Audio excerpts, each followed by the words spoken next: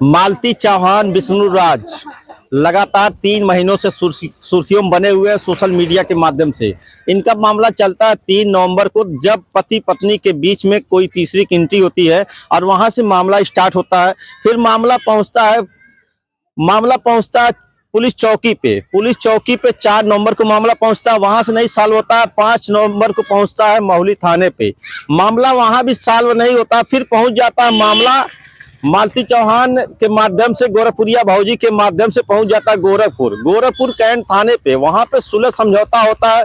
फिर उसके बाद मामला और बिगड़ जाता है और उसके बाद 18 नवंबर की तारीख आती है, जब मालती चौहान विष्णुराज का समझौता हो जाता है। अब हम लोग पति पत्नी के तौर पर रहेंगे, लेकिन सोशल मीडिया पे 23 नवंबर के दिन एकाएक भूचाल आ जाता है, जब लोगों को सुनाई देता है कि मालती चौहान अब इस दुनिया में नहीं है। मालती चौहान के इस खबर के बाद उनके पिताजी पहुंचते हैं दीपचंद चौहान, जहां पे मालती चौहान की शादी हुई है विष्णुराज के घर पर। वहां पे देखते मालती चौहान किस हालत में थी। उसके बाद मालती चौहान के पिताजी पहुंचते हैं महुली थाने पे, अपने दामाद विष्णुराज के खिलाफ मुकदमा दर्ज करवाते हैं। 24 नवंबर से विष्णुराज अभी तक जेल में है। 4 दिसंबर की तारीख आती है, विष्णुराज अपना जो है जमानत के लिए अर्जी दाखिल करते हैं सीजीएम कोर्ट में और वहां से खारिज हो जाती है। खारिज होने के बाद अगली कोर्ट में जिला एवं सत्र न्यायालय पे पहुंचते हैं 15 दिसंबर को, वहां सुनवाई नहीं हो पाती है। उनके वकील द्वारा तारीख ले ली जाती है 15 दिसंबर को।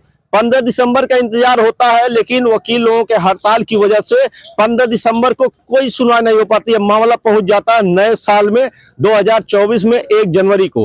1 जनवरी का इंतजार लोग करते हैं विष्णुराज के और मालती चौहान के, दोनों के लोग। मालती चौहान के लोग इंतजार करते हैं कि विष्णुराज की जमानत ना होने पाए, वहीं विष्णुराज के लोग इंतजार करते हैं कि विष्णुराज की जमानत हो जाए। लेकिन 1 जनवरी को किसी वकील की दुखद मृत्यु हो गई थी, इसलिए वहां पे मामला सुनवाई नहीं हो पाया। फिर आ जाता है 5 जनवरी का। 5 जनवरी का इंतजार होता है, 5 जनवरी को भी किसी प्रकार का कोई सुनवाई नहीं हो पाता है। फिर मामला आ जाता है 8 जनवरी को। 8 जनवरी को भी किसी प्रकार कोई सुनवाई नहीं होता है और 10 जनवरी है। 10 जनवरी आज है। आज मामले पे क्या हुआ है, हमारे साथ मौजूद हैं मालती चौहान के जो वकील है अमित उपाध्याय जी। सर, ये अभी तक जो ये मामला चल रहा, कैसे पूरा चल रहा है? 22/23 नवंबर की दरमियानी रात में दिवंगत मालती के संबंध में जो सूचना प्राप्त हुई, उसके आधार पर मालती चौहान के पिता ने थाना महुली पर सूचना दिया कि दहेज मांगा जा रहा था, मोटरसाइकिल की डिमांड की जा रही थी और रुपए की मांग की जा रही थी। और जब यह डिमांड ऑफ डाउरी पूरी नहीं हुई तो मालती चौहान की गई। इसके संबंध में थाना महुली पर मुकदमा अपराध संख्या 580 वर्ष 2023 498A 304B IPC और 3/4 दहेज प्रतिषेध अधिनियम के अंतर्गत थाने पर मुकदमा पंजीकृत हुआ था और अभियुक्त की गिरफ्तारी हुई। अभियुक्त को पुलिस ने जेल भेजा। ये बताइए, जो लोग कहते हैं विष्णुराज जो है काफी पैसा कमाता था, तो दहेज का मामला कहाँ से आ गया? नहीं, देखिए, यह टोटल मामला पुलिस इन्वेस्टिगेशन का है। पुलिस छानबीन कर रही है। जब कंप्लीट विवेचना हो जाएगी तब इन तथ्यों का पूरा खुलासा हो पाएगा। अभी तक सर जांच कहाँ तक पहुंची है, किन बुंदियों तक पुलिस पहुंची है? मामले में अभी तक का अन्वेषण अधिकारी के द्वारा आरोप पत्र नहीं प्रस्तुत किया गया है, बल्कि अन्वेषण जारी है। अन्वेषण यानी कुछ आया होगा जमानत पे के पहले जो है आता कोर्ट में आता, क्या उसमें था?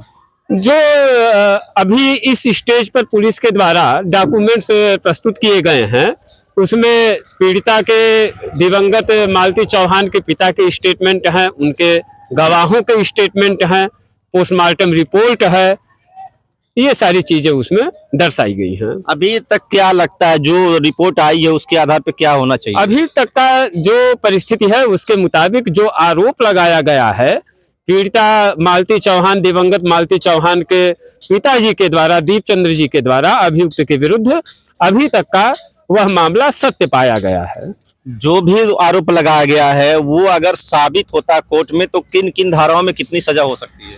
अब ये माननीय न्यायालय में गवाही होने और मामला ट्रायल की स्टेज पर पहुंचने पर माननीय अदालत तय करेगी। लेकिन फिर भी अगर जो आरोप हत्या का लगा है तो हत्या के आरोप में हत्या के दोषी को आजीवन कारावास की सजा हो सकती है जी। आजीवन कारावास की सजा हो सकती है। ये जो रिपोर्ट होती है, आरोप पत्र होता है, वो कितने दिनों के अंदर कोर्ट में दाखिल हो सकती है? ये सारी मामलों के तथ्य एवं परिस्थितियों पर निर्भर करता है। जब किसी मामले में गंभीर प्रकरण में अगर साक्ष्य संकलन शीघ्र हो गया तो अति शीघ्र फाइल कर दिया जाता है। लेकिन अगर किसी मामले में इन्वेस्टिगेशन के दौरान काफी चीजों की तफ्तीश है तो उसमें थोड़ा समय लग सकता है, लेकिन मान करके चलिए 60 से 90 दिवस के अंदर आरोप पत्र दाखिल कर दिया ये जाता सर है। मामला भी काफी हाईलाइट है सोशल मीडिया के। एक बड़ी हस्ती मालती चौहान मशहूर यूट्यूबर थी और उनके पति भी, तो ये तो काफी बड़ा मामला है। निश्चित तौर पर जिस तरीके से चीजें दर्शाई जा रही हैं तो अभियुक्त एक नामचीन यूट्यूबर के रूप में बताया जाता है और बाकी चीजें तफ्तीश हो रही है। वो पुलिस से इस बारे में पूछताछ करना ज्यादा मुनासिब रहेगा। जी सर अभी तक जो हुआ है कोर्ट में, क्या हुआ अभी तक शुरू से लेकर अब तक क्या हुआ है? अभियुक्त की गिरफ्तारी अपराध संख्या 580 वर्ष 2023 304 498 ए आईपीसी और 3/4 दहेज प्रतिषेध अधिनियम के अंतर्गत जब की जाती है उसके उपरांत उसकी पेशी माननीय न्यायालय में की जाती है और माननीय न्यायालय के द्वारा अभियुक्त को जेल भेजा जाता है। तदुपरांत अभियुक्त की तरफ से माननीय न्यायालय मुख्य न्यायिक मजिस्ट्रेट महोदय के समक्ष जमानत के लिए प्रार्थना पत्र प्रस्तुत किया जाता है।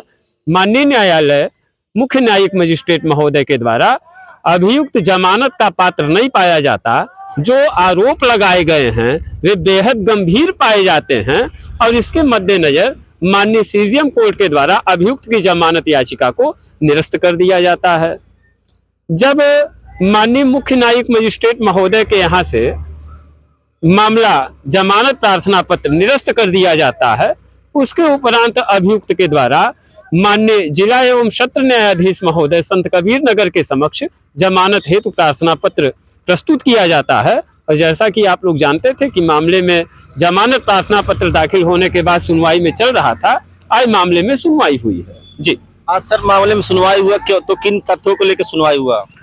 जैसा कि प्रत्येक अभियुक्त अपने बचाव में अपने कथानक को रखता है, तो अभियुक्त के द्वारा भी बचाव में अपने तथ्यों को रखा गया और माननीय न्यायालय में दिवंगत मालती चौहान के पिता की तरफ से जमानत का विरोध किया गया।